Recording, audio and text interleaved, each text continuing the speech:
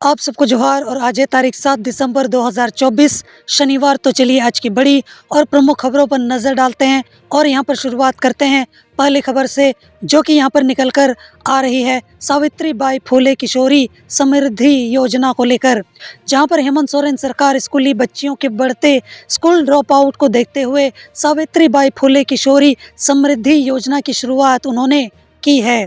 और इस योजना के माध्यम से सरकार स्कूली बच्चियों के खाते में 5 बार में 40,000 रुपये भेजती है और यह मदद कक्षा 8वीं से लेकर कक्षा 12वीं तक मिलती है। अब ये भी जान लेते हैं कि इस योजना का लाभ किन को मिलेगा। तो झारखंड की वैसी छात्राएं जो 8वीं से लेकर 12वीं कक्षा में पढ़ती हैं, वो इस योजना का लाभ उठा सकती हैं। 8वीं की कक्षा में पढ़ने वाली छात्राओं को 2500 रुपये, 9वीं में पढ़ने वाली छात्राओं को 2500 रुपये और इसके बाद 12वीं तक 5,000 रुपये मिलते हैं।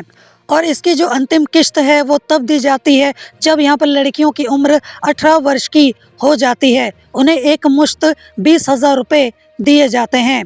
इस योजना का लाभ उन्हीं लड़कियों को मिलेगा जिनके माता पिता केंद्र और राज्य सरकार की सरकारी नौकरियों में नहीं है। सरकारी स्कूल में पढ़ने वाली छात्राएं ही इसका जो लाभ है वो ले सकती हैं। बाकी सारा डेटा डिटेल्स आपको अपनी स्क्रीन पर देखने को मिल जाएगा, जिसको आप आराम से पढ़ सकते हो कि अलग अलग क्लासेस के हिसाब से कितने क्लास में कितने पैसे दिए जाते हैं।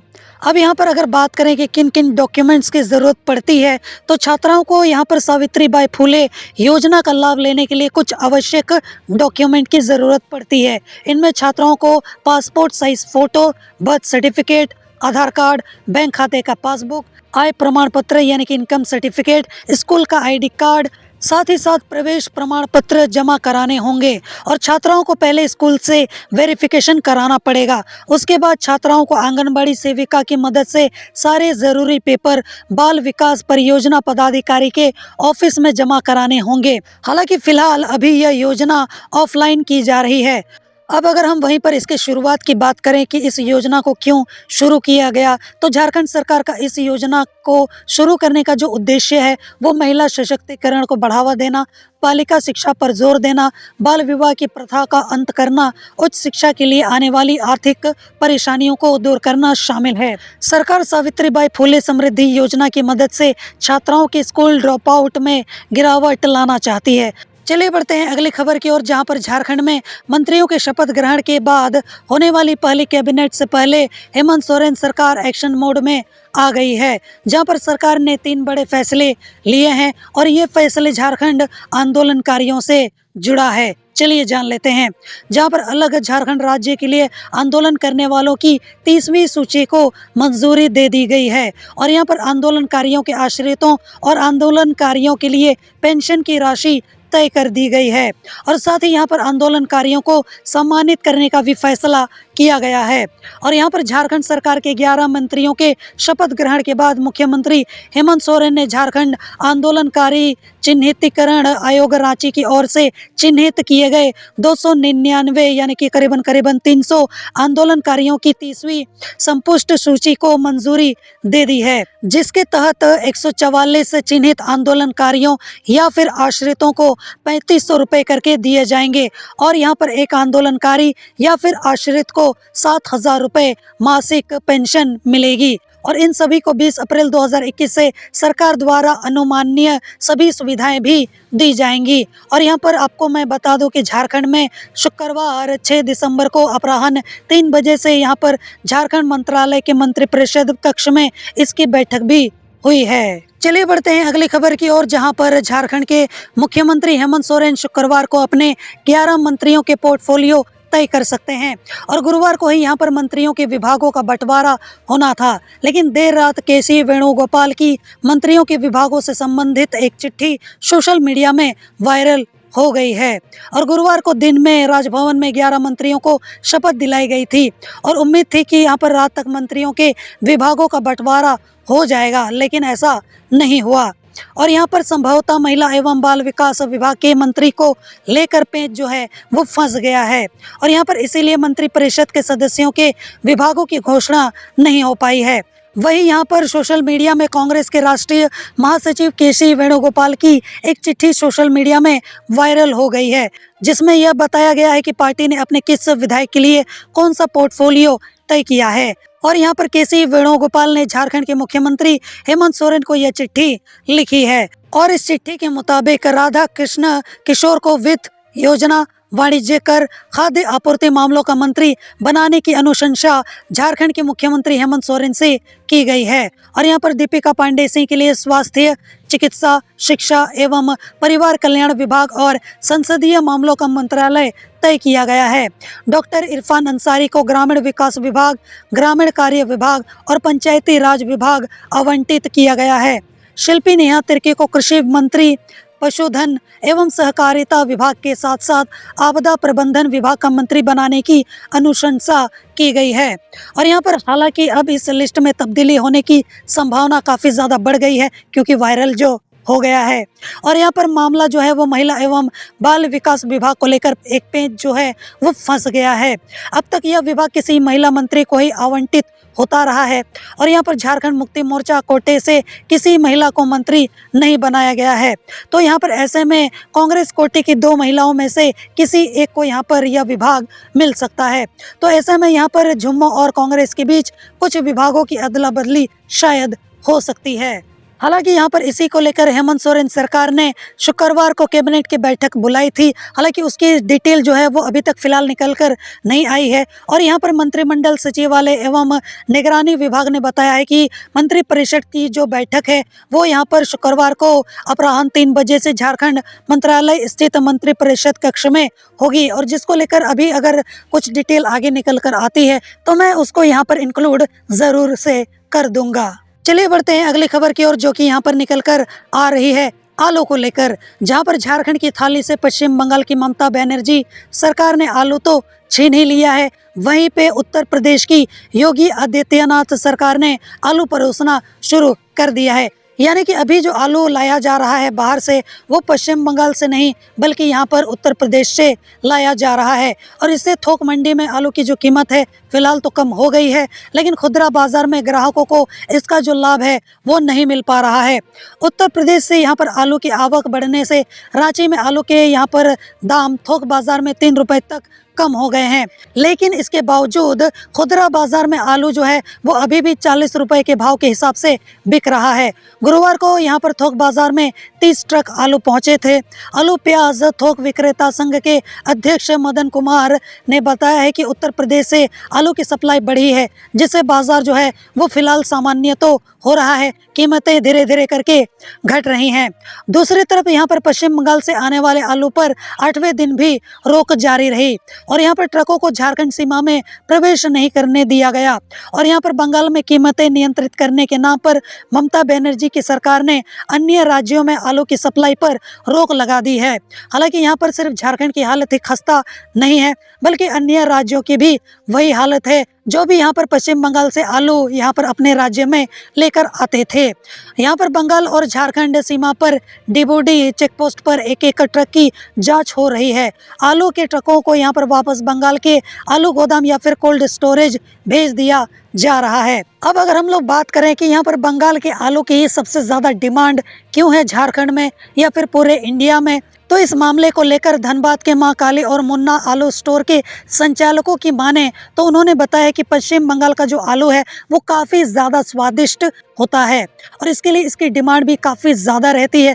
बंगाल ने यहाँ पर आलू की सप्लाई रोक दी है तो उत्तर प्रदेश के यहाँ पर फर्रुखाबाद से आलू मंगाया जा रहा है और इसीलिए बंगाल से सप्लाई बंद करने का ज़्यादा असर बाज़ार में फ़िलहाल नहीं दिख रहा और यहाँ पर कीमत जो है वो 2 से 5 रुपये ही अधिक हुई है। हालांकि यहाँ पर इनका कहना है कि जो कीमतें हैं वो 2 से 5 रुपए ही बढ़ी हैं, लेकिन आम जनता से भी अगर पूछा जाए कि यहाँ पर जो कीमतें बढ़ी हैं उनसे उनकी जेब पर क्या फ़र्क पड़ रहा है तो वो शायद गुस्से से आग बबूला हो जाएं इन लोगों के जवाबों को सुनकर। चलिए बढ़ते हैं अगली खबर की ओर, जो कि यहाँ पर निकल कर आ रही है इंडियन रेलवेज की तरफ से, जहाँ पर झारखंड से दक्षिण भारत के लिए चलने वाली कुछ ट्रेनों के रूट में बदलाव किया गया है और ये ट्रेनें 6 दिसंबर से बदले मार्ग से चलेंगी। दक्षिण पूर्वी रेलवे रांची मंडल की ओर से यह जानकारी दी गई है। दक्षिण पूर्वी रेलवे रांची मंडल के मुख्य जनसंपर्क पदाधिकारी निशांत कुमार ने बताया है कि धनबाद अलपुझा एक्सप्रेस, इसके अलावा बेंगलुरु एक्सप्रेस और साथ ही साथ यहाँ पर हटिया एर्नाकुलम एक्सप्रेस के रूट बदल दिए गए हैं और अगले कुछ दिनों तक ये ट्रेनें बदले मार्ग से ही चलेंगी। और उन्होंने ये भी बताया कि दक्षिण मध्य रेलवे में चल रहे विकास कार्यों की वजह से ट्रैफिक ब्लॉक लिया जा रहा है और इसलिए इन 3 यहाँ पर ट्रेनों को 14 दिसंबर तक बदले मार्ग से चलाया जाएगा और इसके फलस्वरूप झारखंड से चलने वाली इन ट्रेनों का कुछ स्टेशनों पर ठहराव भी नहीं होगा। और बाकी सारा डेटा डिटेल्स आपको अपनी स्क्रीन पर देखने को मिल जाएंगे, जिसको पॉज करके आप आराम से पढ़ सकते हो कि कौन सी ट्रेन किस दिन किस रूट से चलेगी। चलिए बढ़ते हैं अगले खबर की ओर, जो कि यहाँ पर निकल कर आ रही है मौसम के हाल को लेकर, वो भी झारखंड का, जहाँ पर झारखंड में इन दिनों ठंड की वजह से लोगों का जो हाल है वो काफ़ी ज़्यादा बेहाल है, क्योंकि ठिठुरन जो बार बार झेलनी पड़ती है और यहाँ पर दिन प्रतिदिन राज्य का जो तापमान है वो गिरता ही चला जा रहा है। और वहीं पर मौसम विभाग की माने तो शुक्रवार को अधिकतम तापमान 26.34 डिग्री सेल्सियस और वहीं पर न्यूनतम तापमान 13.41 डिग्री सेल्सियस दर्ज किया गया। हालांकि यहाँ पर इस दौरान मौसम जो है वो साफ था, लेकिन 8 दिसंबर से कई जिलों में बारिश होने के आसार जताए जा रहे हैं। और वहीं रांची स्थित मौसम विज्ञान केंद्र के मुताबिक शनिवार से यहाँ पर झारखंड के उत्तर पश्चिमी और उससे सटे कई इलाकों में हल्के से यहाँ पर मध्यम दर्ज की बारिश की संभावना जताई जा रही है। 9 दिसंबर को भी यहाँ पर बारिश का जो दौर है वो जारी रहेगा। हालांकि 10 दिसंबर से आसमान के साफ रहने की संभावना जताई जा रही है। बाकी सारा डेटा डिटेल्स आपकी स्क्रीन पर आपको देखने को मिल जाएगा, जिसको पॉज करके आप आराम से पढ़ सकते हो। और वहीं पर मौसम वैज्ञानिकों ने बच्चों और बुजुर्ग लोगों को ठंड से बचाने की सलाह दी है और खासकर उन लोगों को सतर्क रहने की चेतावनी दी है जो कि सांस की समस्या से जूझ रहे हैं। चलिए बढ़ते हैं अगली खबर की ओर, जहां पर झारखंड में गिग वर्कर्स जैसे कि स्विगी, जोमेटो, ओला, उबर, बिग बास्केट जैसी कंपनियों के ड्राइवर, डिलीवरी बॉय जैसे कामगार की नियोक्ता कंपनियों या फिर प्लेटफॉर्म से राज्य सरकार जो है वो टैक्स वसूलेगी और यहाँ पर कंपनियों से राज्य में किए गए कुल व्यवसाय का 1 से 2% सेस के रूप में वसूला जाएगा। और यहाँ पर सरकार द्वारा वसूली की गई राशि का यहाँ पर एक हिस्सा गिग वर्कर्स के कल्याण पर खर्च किया जाएगा और ऐसा करना भी चाहिए और मुझे लगता है कि ये सही कदम है। मैं इस न्यूज़ को पॉजिटिव रिस्पांस क्यों दे रहा हूँ, चलिए मैं आपको बता देता हूँ कि ये जो कंपनियां हैं वो कितना बड़ा स्कैम कर रही हैं उन लोगों के साथ जिनको ये अपने पास काम पर रखती हैं। हालांकि ये इनको पार्टनर्स बोल के बुलाती हैं ताकि एम्प्लॉय को जिस तरीके से सैलरी देनी पड़ती है या फिर उनको अलग से फैसिलिटीज़ देनी पड़ती हैं, वो फैसिलिटीज़ इन कंपनियों के द्वारा उन लोगों को ना देना पड़े जिनको ये काम पर रख रहे हैं। तो ये कंपनियां क्या करती हैं कि जिनको ये काम पर रखती हैं, चाहे वो डिलीवरी बॉय हो या फिर कोई भी हो, तो ये इनको यहाँ पर स्टाफ या फिर एम्प्लॉय बोलकर नहीं बुलाते हैं, बल्कि ये पार्टनर्स बोल के बुलाते हैं। एम्प्लॉय या फिर स्टाफ को जिस तरीके से एक्स्ट्रा फैसिलिटीज़ देनी पड़ती हैं वो फैसिलिटीज़ यहाँ पर उन लोगों को ना देना पड़े और उसी वजह से ये इस तरीके की चोचलेबाजी करते हैं और उसी वजह से यहाँ पर जिन लोगों को ये काम पर रखते हैं उनको यहाँ पर ये पार्टनर्स बोल के बुलाते हैं। और उसी वजह से मैं इसके समर्थन में हूँ। कहीं ना कहीं यहाँ पर एटलीस्ट यहाँ पर सरकार है, कम से कम सरकार कुछ अच्छा कदम उठा रही है, तो आखिर मैं सरकार को सपोर्ट क्यों ना करूँ। श्रम विभाग इससे संबंधित कानून जो है वो तैयार कर रहा है, जल्दी इसे कैबिनेट की स्वीकृति के लिए भेजा जाएगा। और यहाँ पर झारखंड गिग वर्कर्स को सामाजिक सुरक्षा प्रदान करने वाला देश का तीसरा राज्य झारखंड बन जाएगा। अभी देश के 2 राज्यों जैसे कि राजस्थान और कर्नाटक में ही यहाँ पर गिग वर्कर्स को सामाजिक सुरक्षा प्रदान करने के लिए कानून बनाया गया है। राज्य सरकार द्वारा तैयार किए जा रहे कानून में गिग वर्कर्स के लाभार्थ राज्य सरकार के आर्थिक सहयोग के अलावा नियोक्ताओं से प्राप्त टैक्स या फिर सेस से संबंधित प्रावधान किया जा रहा है। और इसके अलावा यहाँ पर ओवर टाइम या फिर किसी दुर्घटना समेत अन्य स्थितियों के लिए भी प्रावधान किया जाएगा। और यहाँ पर विभाग में यहाँ पर निबंधन कराने वाले गिग वर्कर्स राज्य सरकार की सामाजिक सुरक्षा योजना के लाभार्थी भी होंगे। और यहाँ पर राज्य के लगभग सभी शहरों में गिग वर्कर्स काम कर रहे हैं। हालांकि यहाँ पर अब तक श्रम विभाग ने इसका कोई भी सर्वे नहीं कराया है, परंतु यहाँ पर विभागीय सूत्र यहाँ पर गिग वर्कर्स की अनुमानित संदिग्ध संख्या लगभग 1 लाख बता रहे हैं। वर्तमान में इन सभी गिग वर्कर्स की सामाजिक सुरक्षा सुनिश्चित करने के लिए राज्य सरकार की कोई योजना लागू नहीं है। चलिए बढ़ते हैं अगली खबर की ओर, जहां पर झारखंड के मुख्यमंत्री हेमंत सोरेन ने अपने मंत्रियों को विभाग आवंटित कर दिए हैं। और यहां पर मुख्यमंत्री ने कार्मिक, प्रशासनिक सुधार एवं राजभाषा के साथ साथ गृह विभाग, पथ निर्माण विभाग, भवन निर्माण विभाग और मंत्रिमंडल सचिवालय एवं निगरानी विभाग तथा वैसे सारे विभाग जो अन्य मंत्रियों को आवंटित नहीं हुए हैं अपने पास रखा है। शुक्रवार यानी कि 6 दिसंबर को मंत्रिमंडल विस्तार की अधिसूचना जारी कर दी गई है, जैसा कि आपको अपनी स्क्रीन पर देखने को तो मिल ही रहा होगा, जिसको पॉज करके आप आराम से पढ़ सकते हो। कांग्रेस के टिकट पर पलामू जिले के छतरपुर विधानसभा से चुनकर आए राधा कृष्ण किशोर को वित्त विभाग का मंत्री बनाया गया है। और वहीं पर ये वाणिज्य कर विभाग, योजना एवं विकास विभाग और संसदीय कार्य विभाग के भी मंत्री होंगे। और इसके अलावा चाईबासा सीट से लगातार जीत रहे झारखंड मुक्ति मोर्चा के वरिष्ठ नेता दीपक बिरुवा को राजस्व, निबंधन एवं भूमि सुधार विभाग का मंत्री बनाया गया है।